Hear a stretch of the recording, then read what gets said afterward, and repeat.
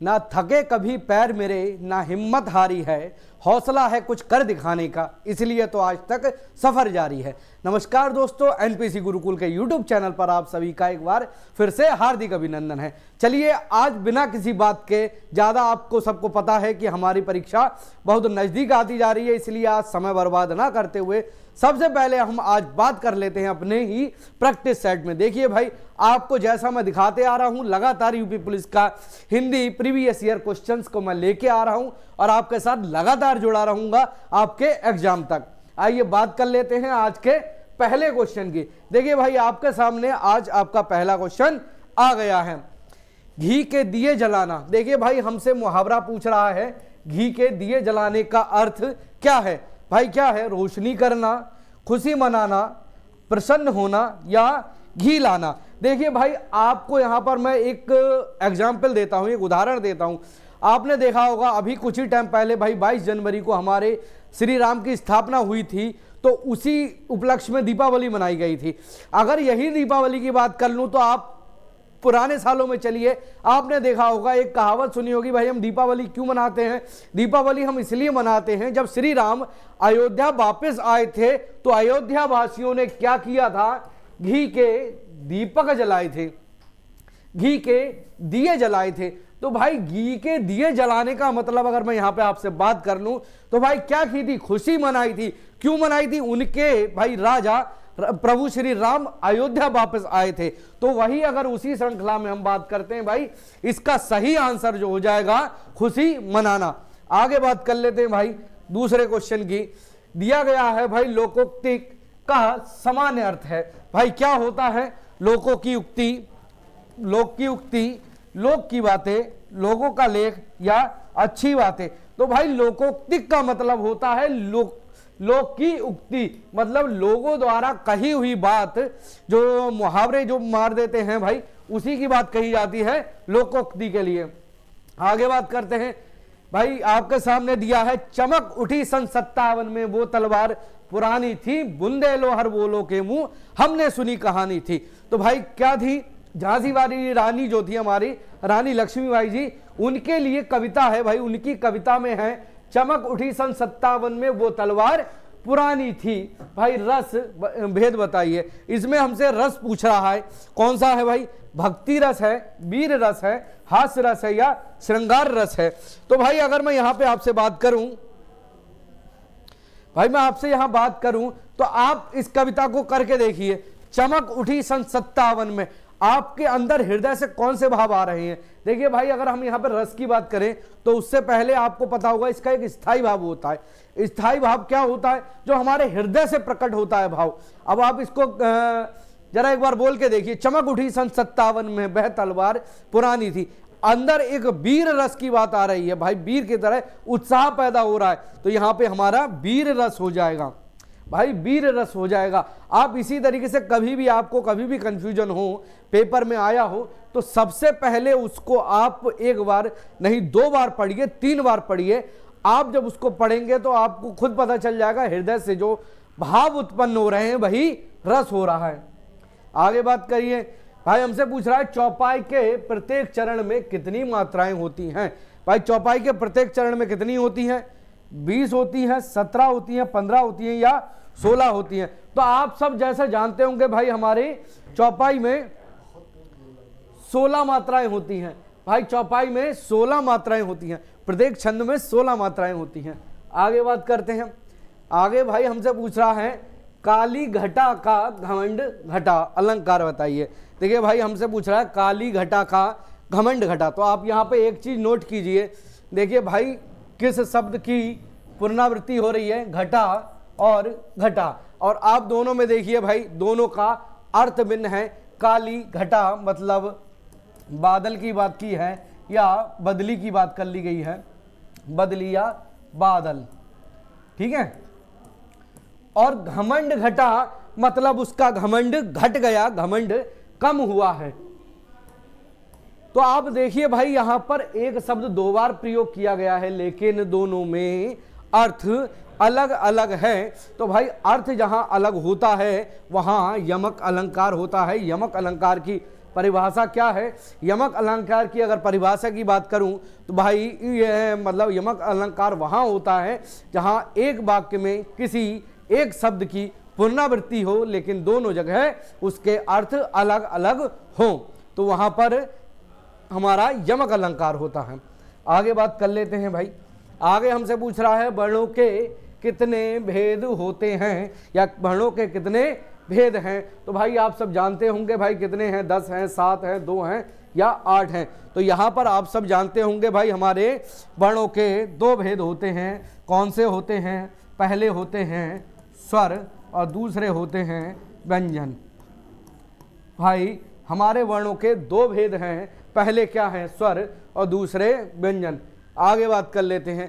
करा निम्नलिखित में से कौन सा शब्द स्त्रीलिंग है? भाई स्त्रीलिंग पूछ रहा है हमसे, कौन सा शब्द है?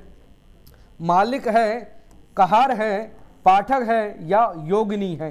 तो भाई आप जैसा यहाँ खुद देख पा रहे होंगे मालिक है, वह हमारा मालिक है।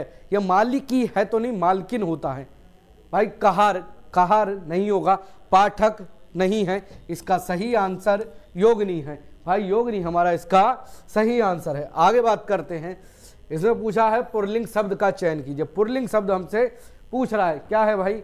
नायिका, लेखिका, वधू और धावक। तो जैसा आप सब देख पा रहे होंगे भाई नायिका स्त्रीलिंग है, लेखिका स्त्रीलिंग है, वधू स्त्रीलिंग है, इसका सही आंसर धावक हो जाएगा। धावक इसका सही आंसर है। आगे बात करते हैं। कह रहा शिक्षक का बहुवचन होगा। शिक्षक का बहुवचन होगा, क्या होगा? भाई शिक्षकों हो जाएगा, शिक्षिका है या शिक्षिकाएं हैं या शिक्षक गण हैं। तो भाई आपको मैं यहाँ पे अगर बता दूं, शिक्षक का जो होता है वह शिक्षक गण होता है, शिक्षिकाएं शिक्षिका का बहुवचन है। आगे बात करते हैं। माँ ने बाजार से कपड़ा खरीदा, रेखांकित का कारक बताइए। भाई माँ ने बाजार से कपड़ा खरीदा है, इसमें कौन सा कारक है? कर्ता कारक, करण कारक, कर्म कारक या अभिकरण कारक? तो भाई यहाँ पे हम अगर बात करें तो देखिए भाई माँ ने बाजार से कपड़ा खरीदा, और आप कारक चिन्हों को जानते होंगे भाई, से का प्रयोग कहाँ होता है? 2 जगह होता है। किसमें होता है? एक अपदान कारक में, एक करण कारक में। भाई करण कारक यहाँ पे दिया गया है हमें ऑप्शन में, इसका सही आंसर करण कारक हो जाएगा। आगे बात करते हैं। भाई कह रहा मेरी पतंग है, रेखांकित का भेद बताइए। भाई कौन सा है? भाई मेरी पतंग है, यह मेरी पतंग है। भाई यह मेरी पतंग है, कौन सा है भाई? निश्चयवाचक सर्वनाम है, अनिश्चयवाचक है, निजवाचक है या प्रश्नवाचक है? तो भाई यहाँ पर वह निश्चयवाचक सर्वनाम होना चाहिए। निश्चयवाचक सर्वनाम क्यों है? वह भाई निश्चित ही पूरे उसमें प्रयास में कह रहा है कि क्या कह रहा है? यह मेरी पतंग है। भाई वादा कर रहा है, पूरी तरीके से बोल रहा है कि यह मेरी पतंग है।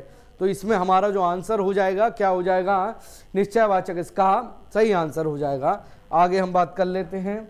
आगे भाई हमसे कह रहा है समझदार शब्द विशेषण का कौन सा भेद है? भाई सर्वनामिक है, संख्यावाचक है, परिमाणवाचक है या गुणवाचक है? तो भाई समझदार की बात करें तो समझदार जो होगा वह सार्वनामिक होगा, सार्वनामिक विशेषण होगा। अब आप कहेंगे भाई सार्वनामिक विशेषण क्यों होगा? देखिए सार्वनामिक विशेषण मतलब किसी के नाम से या किसी सर्वनाम से ही तो होगा कि भाई यही तो कहेंगे वह व्यक्ति समझदार है, समझदार है। ठीक है, तो भाई किसके लिए किया गया? समझदार है, व्यक्ति के लिए तो किया गया, वह व्यक्ति समझदार है। तो भाई यहां पर हमारा सार्वनामिक विशेषण इसका आंसर हो जाएगा। आगे हमसे कह रहा है चर्चा शब्द से बना विशेषण बताइए। विशेषण बताना है भाई कौन सा है? चर्चाएं, चार्चा, चर्चित या चर्या। तो भाई जैसा आप देख पा रहे होंगे यहाँ पर अगर हम बात करें तो भाई विशेषण इसका हो जाएगा चर्चित, जो है इसका विशेषण हो जाएगा। आगे बात करते हैं। आगे हमसे कह रहा है धातु कहते हैं। भाई किसे कहते हैं? क्रिया के मूल रूप को कहते हैं क्रिया के सामान्य रूप को कहते हैं, क्रिया के उत्तम रूप को कहते हैं, या क्रिया के संपूर्ण रूप को कहते हैं। तो भाई धातु जो है धातु जो है वह क्रिया का मूल रूप कहलाता है। भाई क्रिया के मूल रूप को धातु कहते हैं, क्रिया का जो मूल रूप है वह धातु कहलाता है। भूतकाल के कितने भेद होते हैं? भाई कितने होते हैं? 7 होते हैं, 6 होते हैं, 9 होते हैं या 4 होते हैं? तो भाई मैं आपको बता दूं, भूतकाल के 6 भेद होते हैं, भूतकाल के 6 भेद होते हैं।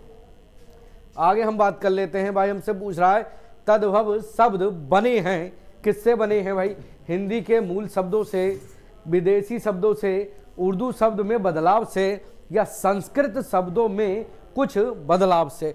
तो भाई आपको मैं यहाँ पे अगर सही वाली बात बताऊँ तो जैसा आप जानते होंगे भाई, तत्सम की बात करूँ तो तत्सम क्या होते हैं हमारे, जैसे मैंने आपको देखिए भाई बताया था, तत्सम और तद्भव, तद्भव। तो भाई इसकी सबसे बड़ी पहचान मैं आपको बता दूं, तत्सम और तद्भव में कैसे करेंगे पहचान। देखिए भाई आपको बेसिक से तत्सम में सा आ रहा है ना, जब सा आ रहा है तो भाई सिंपल सी बात है, ये संस्कृत के वर्ण होते हैं।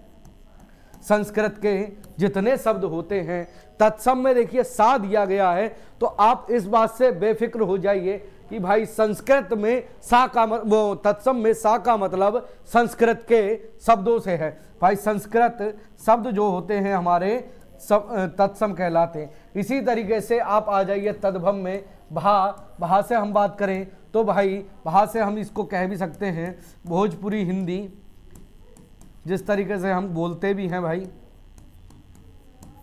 ठीक है, या इसको कह सकते हैं भाई संस्कृत का बिगड़ा रूप, बिगड़ा रूप, ठीक है भाई, जिसको हम प्रयोग करते हैं। संस्कृत के वर्णों में कुछ जब बदलाव किया जाता है, संस्कृत के शब्दों में जब बदलाव किया जाता है तो भाई हमारे तद्भव बनते हैं। तो इसका ऑप्शन डी जो है सही हो जाएगा। संस्कृत शब्दों में बदलाव से जो होते हैं वह हमारे तद्भव होते हैं। आगे देखिए भाई आ गया तत्सम शब्द पहचानिए। मैंने आपको बताया था भाई तत्सम क्या होता है, संस्कृत का शब्द होता है। भाई क्या है? निद्रा है, कान है, मोर है या बंदर है। तो भाई अगर मैं आपसे बात करूं यहाँ पर नीचे वाले ऑप्शन से, तो बंदर का क्या होता है भाई? बानर जो है तत्सम है। मोर का मयूर होता है, मयूर, और कान का कर्ण होता है। भाई ये तत्सम शब्द होते हैं। इसका सही आंसर है निद्रा। निद्रा मतलब नींद, नींद से है भाई। इसका तत्सम शब्द जो होगा हमारा निद्रा होगा। कान का कर्ण होता है, मोर का मयूर होता है, बंदर का बानर होता है, ठीक है। अब बानर के पर्यायवाची में अगर हम बात कर लें तो भाई इसका एक पर्यायवाची मरकट भी होता है, ठीक। मरकट इसका एक पर्यायवाची है, मरकट इसका एक पर्यायवाची शब्द है, ठीक। आगे बात कर लेते हैं। भाई कह रहे हैं पर्याय शब्दों का कौन सा समूह सही नहीं है। देखिए भाई नहीं पूछ रहा है हमसे कौन सा नहीं है, हम देख लेते हैं।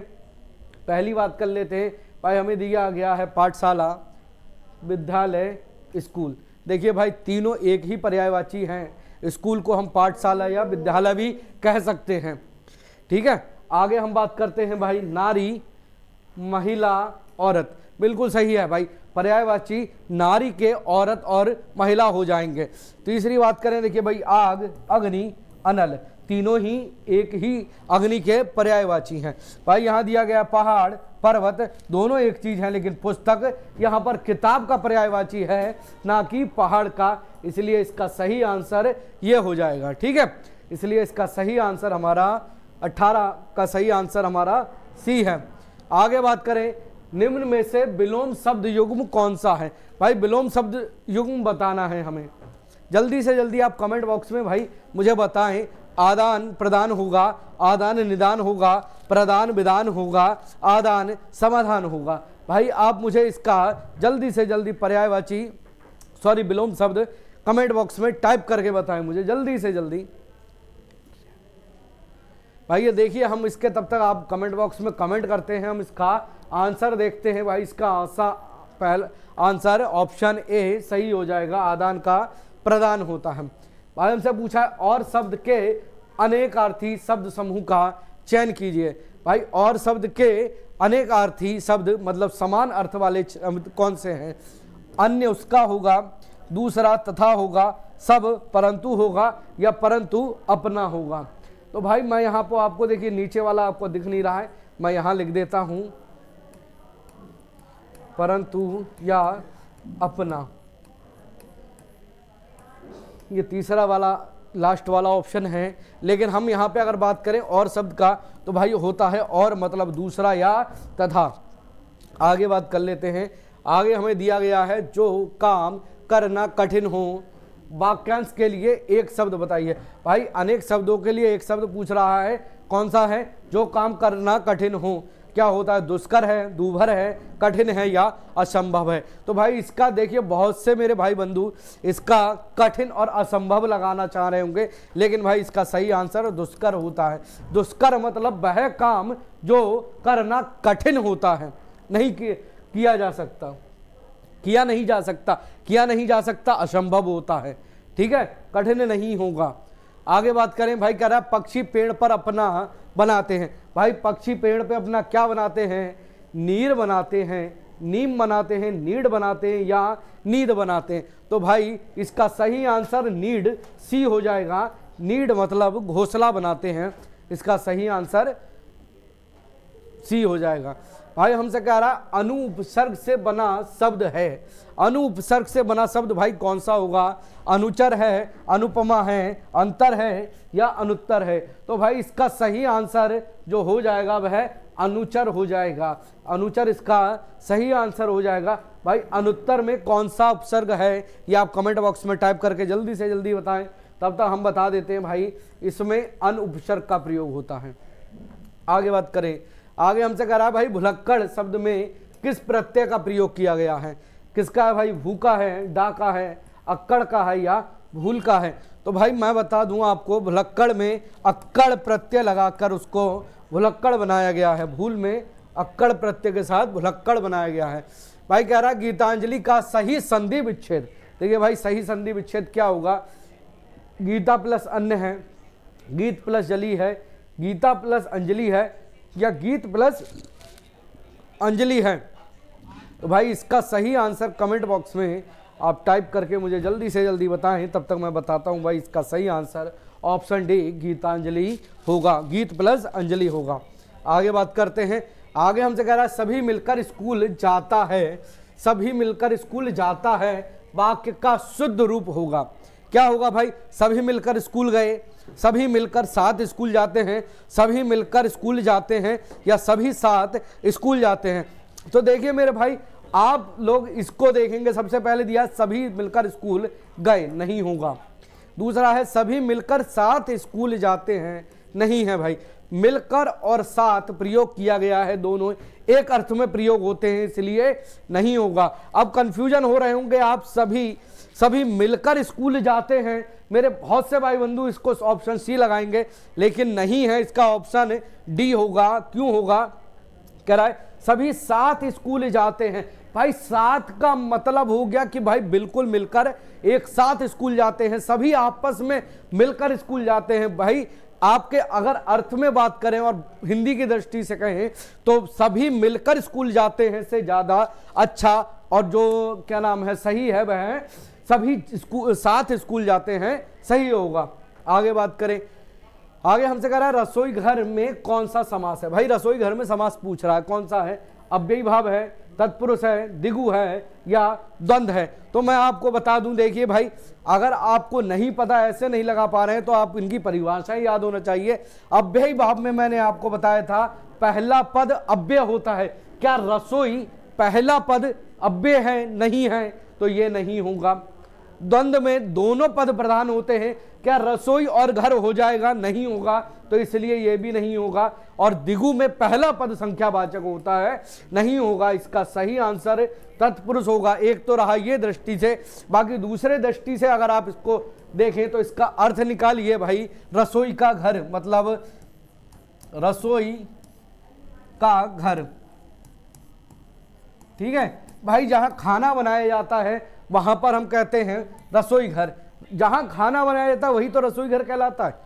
खाना बनाया जहां जाता है वो रसोई घर कहलाता है। तो आप यहां देख रहे होंगे भाई, बीच में कारक चिन्ह का प्रयोग किया गया है, और जहां कारक चिन्ह का प्रयोग किया जाता है वहां हमेशा तत्पुरुष समास होता है। भाई कह रहा है मैं खाता हूं, कर्मवाच्य रूप होगा। देखिए भाई, मैं खाता हूं दिया गया है, इसको कर्मवाच्य बनाना है। ये क्या है, ये कौन सा है? पहले तो आप ये देखिए भाई, ये कृतवाच्य है, कृतवाच्य वाक्य है भाई। इसको कर्मवाच्य रूप होगा। इसका क्या होगा? मुझसे खाया जाता है, मेरे से खाया जाता है, मुझसे खाया नहीं जाता है, या मुझसे खाया जाता है। तो भाई इसका सही आंसर जो होगा वह होगा मुझसे खाया जाता है। ये कह रहा मुझसे खाया जाता था, पहले ऑप्शन पे आप ना जाएं भाई, यहाँ था का प्रयोग किया गया है और यहाँ हा का किया गया है, इसलिए जो इसका सही आंसर होगा ऑप्शन डी हो जाएगा, मुझसे खाया जाता है। आगे कह रहा है मैं रोज पढ़ता हूँ, वाक्य में क्रिया विशेषण का भेद है। भाई मैं रोज पढ़ता हूँ, कौन सा भेद होगा? स्थानवाचक क्रिया विशेषण है, रीतिवाचक क्रिया विशेषण है, कालवाचक क्रिया विशेषण है, या परिणामवाचक क्रिया विशेषण है। तो भाई वह कह रहा है मैं रोज पढ़ता हूँ, रोज पढ़ता हूँ, तो भाई एक काल की बात कर रहा है कि वह रोज पढ़ता है, लगातार पढ़ता है, तो एक समय अवधि की बात कर रहा है, एक समय सीमा की बात कर रहा है। तो भाई इसलिए स्थानवाचक नहीं होगा, रीतिवाचक भी नहीं है। इसका हमारा सही आंसर कालवाचक होगा। कालवाचक क्यों होगा? क्योंकि भाई उसने बात करी है एक टाइम पीरियड की कि मैं रोज पढ़ता हूं, रोज रोज पढ़ता है वह। आगे बात कर लेते हैं भाई। आगे कह रहा है निम्न में से योजक चिन्ह होगा। योजक चिन्ह कौन सा है भाई? तो हम आप सब जानते हैं भाई, योजक चिन्ह दो शब्दों के बीच में इस तरीके से लगाया जाता है, जैसे मैं यहाँ लगा देता हूँ माता और पिता में, तो आप देखिए भाई योजक चिन्ह प्रयोग हो रहा है। भाई बहन में आपने देखा होगा योजक चिन्ह प्रयोग होता है, तो हमारा ऑप्शन सी इसका सही आंसर है। आगे हमसे बात कर रहा है भाई जयद्रथ वध किसकी रचना है? जयद्रथ वध की बात कर रहा है भाई, किसकी है? जयशंकर प्रसाद जी की है, मैथिली शरण गुप्त जी की है, सूर्यकांत त्रिपाठी निराला जी की है, या सुमित्रा नंदन पंत जी की है। तो भाई मैं आपको बता दूं, जयद्रथ वध जो है वह हमारे मैथिली शरण गुप्त जी की रचना है। आइए आगे बात करते। आगे भाई हमसे कह रहा है अतीत के चलचित्र किसकी रचना है? क्या भाई महादेवी वर्मा जी की है, अयोध्या सिंह की है, सिया राम शरण गुप्त की है, या सूर्यकांत त्रिपाठी निराला जी की है? तो भाई अगर मैं आपसे बात करूं, अतीत के चलचित्र जो है हमारी महादेवी वर्मा जी की ही रचना है। इसी के साथ देखिए भाई मैं आपके सामने आज के 32 क्वेश्चन लेके आया था। जैसा आपको सबको पता है कि हमारे यूपी पुलिस में 37 क्वेश्चन पूछे जाने हैं हिंदी के, जिसमें से 5 क्वेश्चन आपके गद्यांश और पद्यांश से होंगे, और बाकी के 32 क्वेश्चन जो व्याकरण की दृष्टि से हैं वह मैं आपके साथ लगातार जुड़ा रहा हूं। इसी के साथ भाई बने रहे हमारे चैनल पे, लाइक करें, सब्सक्राइब करें। जय हिंद।